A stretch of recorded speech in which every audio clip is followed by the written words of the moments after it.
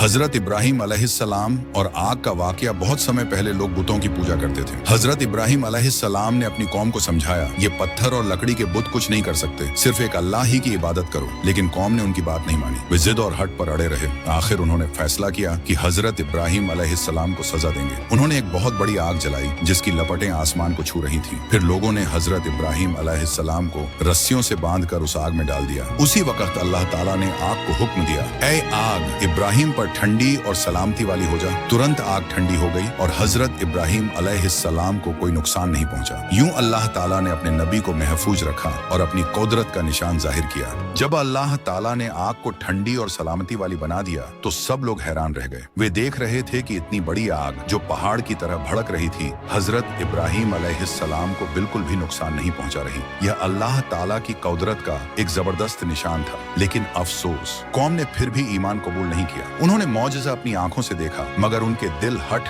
और जिद से भरे रहे। कुछ लोग अंदर ही अंदर सोचने लगे कि वाकई इब्राहिम अलैहिस्सलाम सच्चे हैं, मगर डर की वजह से चुप रहे और बाकी लोग अपनी गुमराही पर जमे रहे। आखिरकार अल्लाह ताला ने उस कौम पर अपनी पकड़ नाजिल की। उन्होंने हजरत इब्राहिम अलैहिस्सलाम की नाफरमानी की और हक को झुठलाया। इसलिए अल्लाह ताला ने उन पर अलग अलग अजाब भेजे और उनका अंजाम बुरा हुआ। जो लोग ईमान ले आए, अल्लाह ताला ने उन्हें इज्जत दी और उनके ईमान को मजबूत किया। लेकिन जो लोग गुमराही पर अड़े रहे, वे घाटे में रहे और दुनिया व आखिरत में जलील व रुस्वा हुए।